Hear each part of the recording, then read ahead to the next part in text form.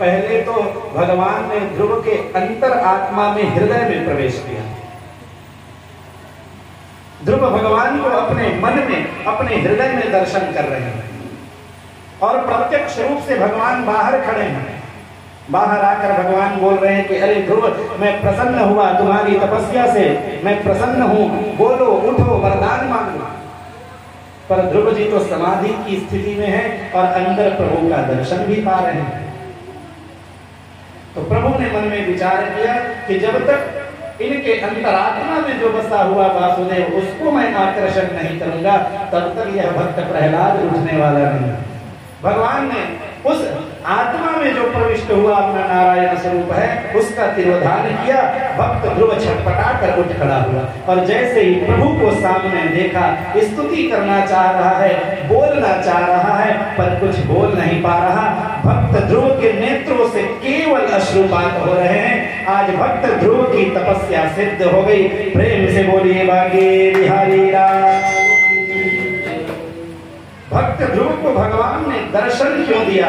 क्योंकि भक्त ध्रुव ने एक साधु का संग किया, उनके बात पे विश्वास, श्रद्धा विश्वास रूपिणम गुरुपदिष्ट वेदांत वाक्येषु विश्वासः श्रद्धा। श्रद्धा किसे कहा गया है? तो वेदांत नामक ग्रंथ में बताया गया है, गुरु उपदिष्ट वाक्य और वेदांत के वाक्यों में जो अमल करता है, उस रास्ते में चलता है, उस नाम को कहते हैं श्रद्धा। गुरुपदिष्ट वेदांत वाक्येषु विश्वासः, उनके बातों पे विश्वास करने का नाम ही श्रद्धा है। संत जन कहते हैं, है सत्य जहां भगवान वही, है प्रेम जहां भगवान वही, हो जाता दया पात्र जब जन, मिलते हैं दया निधान वही। जब हमारे अंदर पात्रता होगी तो निश्चित ही भगवान हमें दर्शन देंगे। ऋग्वेद में तो एक श्रद्धा सूक्त ही है। श्रद्धा सूक्त का पाठ वैदिक जन करते हैं। श्रद्धा देवा यजमाना वायुगोपा उपासते, श्रद्धां हृदया अयाकूत्या श्रद्धया विन्दते वसुः। कहते हैं श्रद्धां देवा यजमाना वायुगोपा उपासते, और श्रद्धा हृदया अयाकूत्या।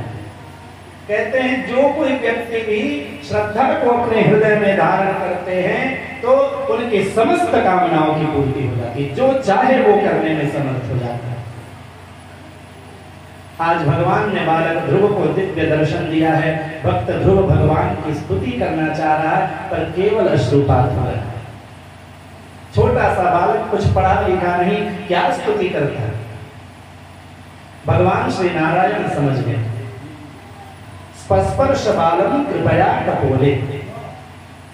भगवान श्री नारायण ने उस छोटे से बालक के दाहिने गाल पे अपना शंख स्पर्श कराया है, और जैसे ही शंख का स्पर्श हुआ है, छोटा सा बालक ध्रुव वेद वेदांत के वाक्यों के द्वारा भगवान की स्तुति कर रहा है।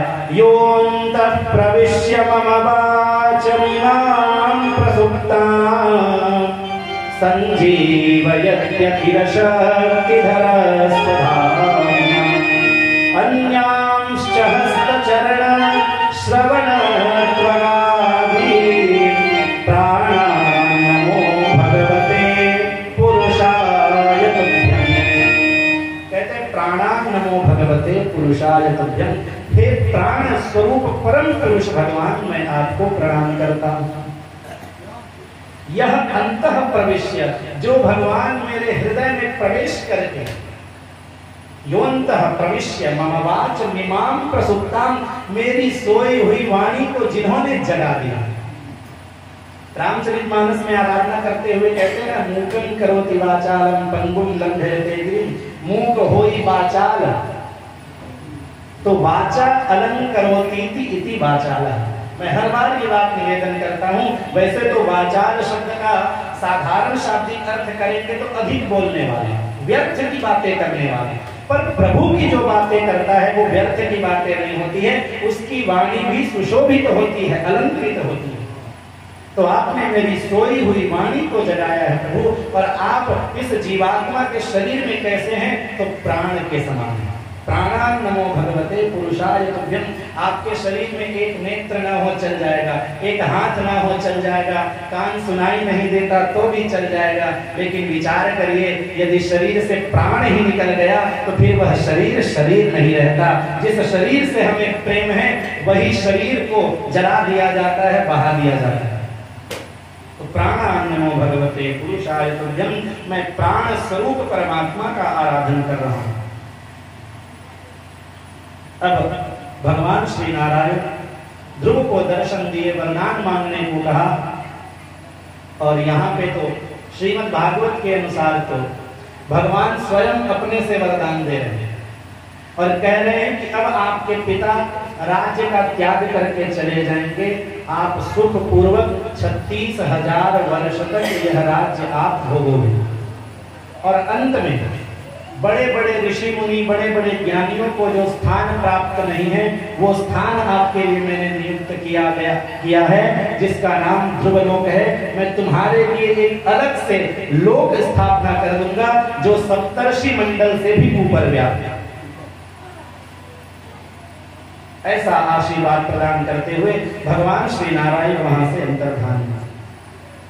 अब ध्रुव को ऐसा लग रहा है कि मैंने भगवान को प्राप्त करने के लिए यह तपस्या किया था, लेकिन भगवान तो पुनः मुझे माया में फंसा कर चले गए। और श्रीमद् भागवत के शब्दों में देखें तो बालक ध्रुव को ऐसा लगता है कि अभी तो मैं भगवान का ठीक से दर्शन ही नहीं कर पाया, तृप्ति ही नहीं हुई, और भगवान ने अपने स्वरूप का अंतर्धान कर लिया। क्योंकि जो उनके भक्त होते हैं उनके स्वरूप का दर्शन करते नहीं थकते। ऐसा नहीं है कि एक बार आप मंदिर चले गए दोबारा नहीं जाना चाहिए। भगवान की मूर्ति को, भगवान के स्वरूप को, यहाँ तो मूर्ति की बात है, वहां तो प्रत्यक्ष भगवान आए हुए, तो भला कोई ऐसा भक्त कैसे हो सकता है जो उनके स्वरूप को न निहारे। भक्त ध्रुव छटपटाया, पर प्रभु की इच्छा जानकर जब उनके पिता उत्तानपाद सभी राज्यों का त्याग करके,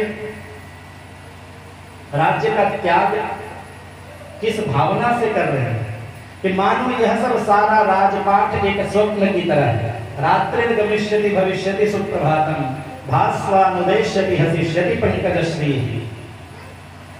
कहते हैं कि रात्रि के जाने के बाद सुबह होगा। ये एक श्लोक है जिसका तात्पर्य यह है कि व्यक्ति ये सोचता है कि मैं अपने सत्कर्म, अच्छे कर्म बाद में करूंगा, लेकिन माया में फंसकर वो एक दिन मारा जाता है, पर सत्कर्म नहीं है। लेकिन राजा उत्तानपाद ने अपने राज्यभार को ध्रुव को सौंपा और उसके बाद भगवत प्राप्ति के लिए आगे निकल पड़े। ध्रुव ने आगे चलकर शिशुमार नामक प्रजापति, उनकी पुत्री जिसका नाम भ्रमी है, उनके साथ विवाह किया, जिनके कल्प और वत्सल नामक 2 पुत्र हुए। उसके बाद उनकी दूसरी पत्नी जो वायु की पुत्री है, जिसका नाम इला है, उनसे उत्कल और एक कन्या पैदा है। जब बालक ध्रुव का राज्याभिषेक हुआ, उसके बाद अपने प्रजाजनों का पिता के समान बालक ध्रुव पालन कर रहे हैं। एक बार उत्तम शिकार करने के लिए गया, यक्षों के हाथों मारा गया। मैंने पहले निवेदन किया था कि सुनीति और सुरुचि के मार्ग में चलेंगे तो उत्तम की प्राप्ति हो सकती है, उत्तम सुख मिल सकता है, लेकिन वह निश्चित नहीं रहेगा, ध्रुव नहीं रहेगा। उत्तम यक्षों के हाथों मारा गया। अब जब यह बात बालक ध्रुव को पता चला, अब वो बालक नहीं, अब तो वो राजा हो चुके हैं। जब ध्रुव को यह बात पता चला तो यक्षों के संहार करने के लिए निकल पड़े और हजारों अनगिनतों सैनिकों, यक्षों के सैनिकों को मारना प्रारंभ कर दिया। मनु महाराज वहां पर आकर समझा रहे, जो उनके दादा है। मनु के पुत्र उत्तानपाद के ध्रुव, आज दादा ने उनको कहा कि अरे पुत्र, अलम वत्साति रोषेण, बस करो, क्रोध करना भगवान के भक्तों को शोभा नहीं देता है। और यदि तुम ये समझते हो कि तुम्हारे भाई उत्तम को इन यक्षों ने मारा है, तो ऐसी कोई बात नहीं है। स्वकृतैर जायते जनितुः स्वकृतैरेव वर्धते। अपने ही कर्म से हमारी उत्पत्ति होती है, उन्हीं से बढ़ते हैं, और सुख दुखे तथा मृत्यु स्वकृतैरेव विद्यते। हम अपने कर्म के अनुसार ही फल भोग करते हैं और अंत में काल के गाल में समाहित हो जाते हैं।